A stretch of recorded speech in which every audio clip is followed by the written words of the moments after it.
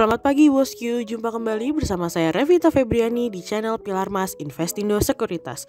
Touch your heart, touch your profit. Seperti biasa, hari ini Kamis 3 Februari 2022, saya akan membacakan market review kita dengan episode Showtime. So, jangan kemana-mana ya bosku, tetap di channel Pilar Mas Investindo Sekuritas.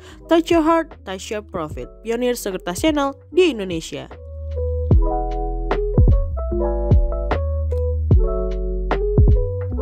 Mari kita mulai pagi ini dengan Global Economics Calendar.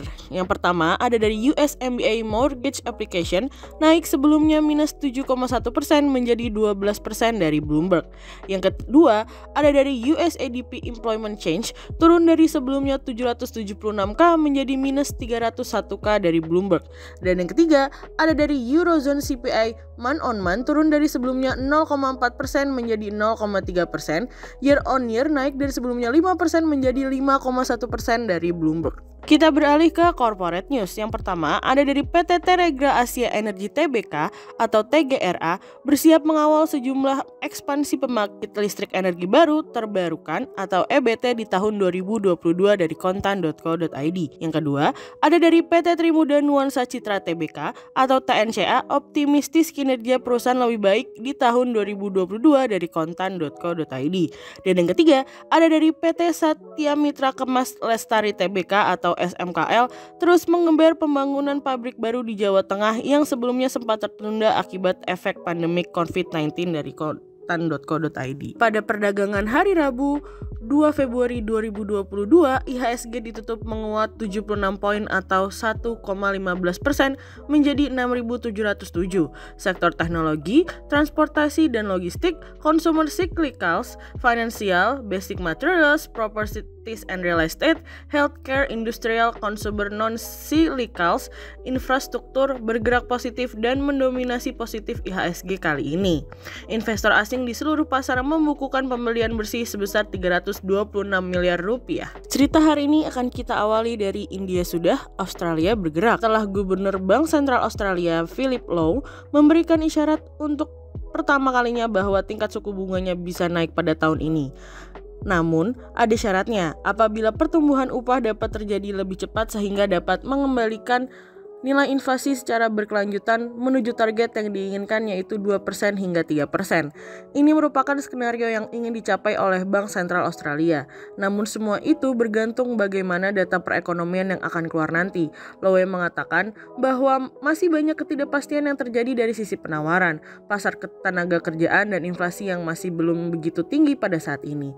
Lowe melihat ada kemungkinan tingkat suku bunga akan terjadi dalam kurun waktu 1 tahun atau mungkin bisa terjadi lebih lama lagi. Lowe mengingatkan bahwa ketika Bank Sentral Australia mempertahankan tingkat suku bunganya untuk tetap rendah selama quantitative easing dengan rentang 15 bulan, dirinya mendorong pemulihan ekonomi untuk terjadi di Australia. Sejauh ini, Bank Sentral Australia telah mempertahankan tingkat suku bunga pada rekor terendah di level 0,1% sejak November 2020 silam.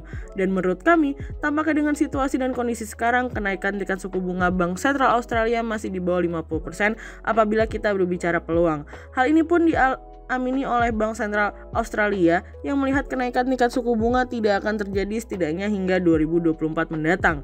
Bank Sentral Australia sendiri pun melihat bahwa indeks harga upah secara triwulan akan naik 2,75% pada tahun 2022 dan 3% pada tahun 2023 mendatang.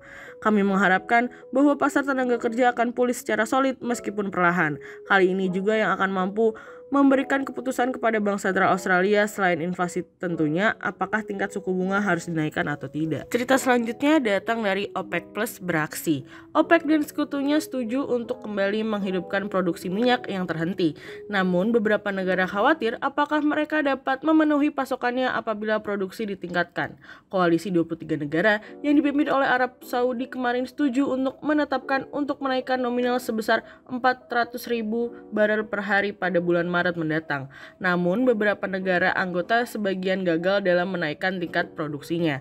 OPEC Plus bergerak dengan sangat cepat untuk menutupi kekurangan pasokan. Namun hal ini akan mendorong kapasitas cadangan minyak akan mengalami penurunan dengan sangat cepat, dan ketika pasokan semakin berkurang dan tidak dapat mengikuti permintaan, maka ada kemungkinan harga minyak bisa berada di level $100 per barel dan tidak menutup kemungkinan harga minyak akan terus mengalami kenaikan. Pertanyaannya sederhana, apakah mampu pasokan minyak mengikuti permintaan yang mengalami peningkatan? Karena jawabannya akan menentukan ke arah mana harga minyak akan bergerak dan dampaknya terhadap emitennya. Cerita selanjutnya datang dari sentimen positif. Pergerakan IHSG yang cenderung menguat seiring dengan rilis data PMI Manufaktur Indonesia yang melanjutkan ekspansinya dari 53,5 pada bulan Desember 2021 menjadi 53,7 pada Januari 2022. Kenaikan tersebut memperpanjang ekspansi di real sektor yang telah bergerak positif selama 5 bulan secara berturut-turut. Kami melihat waktu pengiriman dan pemasok yang tercatat cukup baik, sehingga hal tersebut menjadi sinyal positif bagi industri dalam negeri. Pada lain sisi, kepercayaan bisnis yang berkurang pada bulan Januari, kendati demikian, perusahaan masih bersikap positif tentang perkiraan 12 bulan produksi. Sentimen secara keseluruhan di sektor manufaktur Indonesia bertahan positif pada bulan Januari. Perusahaan secara umum berharap bahwa situasi COVID-19 akan terus terkendali yang memungkinkan perekonomiannya terus membaik. Namun demikian, tingkat kepercayaan diri bisnis menurun ke posisi terendah sejak bulan Mei 2020. Berita selanjutnya datang dari Semoga Bisa Ya. Pemerintah telah menargetkan nilai investasi sebesar 1.200 triliun rupiah atau naik 30% dari target pada tahun 2021. Mengacu pada target investasi pada tahun lalu telah mencapai 901,02 triliun rupiah atau 101,1% dari target yang telah ditetapkan pemerintah. Beberapa hambatan terkait realisasi investasi pada tahun 2022 tentu menjadi hal yang dicermati oleh pelaku pasar. Realisasi investasi pada sektor hilir tentu menjadi harapan dari pelaku pasar guna mendorong perputaran ekonomi dan menjadi dasar fundamental yang kuat bagi perekonomian Indonesia. Sejumlah peraturan dan kebijakan baru dinilai memiliki peran yang penting guna mencapai realisasi dari target investasi tersebut. Putusan Mahkamah Konstitusi terhadap UU Cipta Kerja dinilai dapat menjadi resiko tambahan, sehingga apabila pemerintah tidak mampu untuk memperbaiki Omnibus Law sesuai dengan tenggat waktu yang diberikan MK yaitu 2 tahun, tentu akan menjadi hambatan. Kami menilai pemerintah perlu memberikan kompensasi atau stimulus bagi investor karena adanya ketidakpastian akibat putusan MK. Apabila pemerintah tidak memperbaiki kecacatan formil UU Cipta Kerja tepat waktu, maka undang-undang tersebut akan dinyatakan inkonstitusional permanen. Sehingga berdasarkan analisa teknikal, kami melihat saat ini IHSG memiliki peluang bergerak menguat terbatas dan ditradingkan pada level 6.626 hingga 6.739. Berikut stock watch pilihan dari Pilar Mas. Yang pertama ada dari BBCA, yang kedua ada dari TLKM, dan yang ketiga ada dari BBRI. Berikut 2 saham pilihan dari Pilar Mas. Yang pertama ada dari ACES atau PT S Hardware Indonesia Tbk membuka gerai baru per akhir Januari 2020. Tambahnya gerai di awal tahun ini tentunya sebagai strategi manajemen dalam meningkatkan penjualan produknya. Di tengah ketidakpastian berakhir COVID-19 tidak menyurutkan manajemen untuk tetap ekspansi. Hal ini seiring adanya penambahan gerai baru di awal tahun ini sehingga total gerai menjadi 217.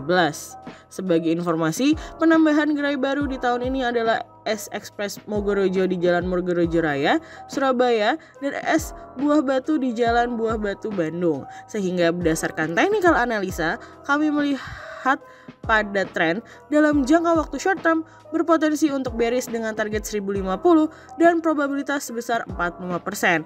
Dan pada tren dalam jangka waktu long term berpotensi untuk bearish dengan target 900 dan probabilitas sebesar 78%. Yang kedua ada dari PMMP atau PT Panca Mitra Multi Perdana Tbk menargetkan untuk kembali mencatatkan peningkatan volume penjualan sebesar 15% menjadi sebanyak 22.500 ton tahun ini.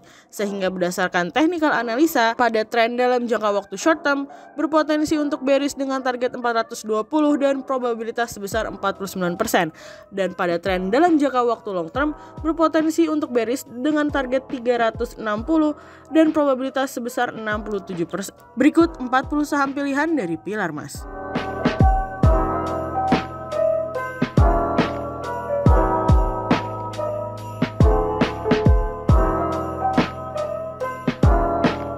Sekian market review kita hari ini. Untuk lebih lengkapnya, bosku bisa mengunjungi website kami di www.pilarmas-investindo.co.id. So, jangan lupa untuk like, subscribe, dan tonton terus channel Pilar Mas Investindo Sekuritas. Touch your heart, touch your profit. Pionir Sekuritas Channel di Indonesia.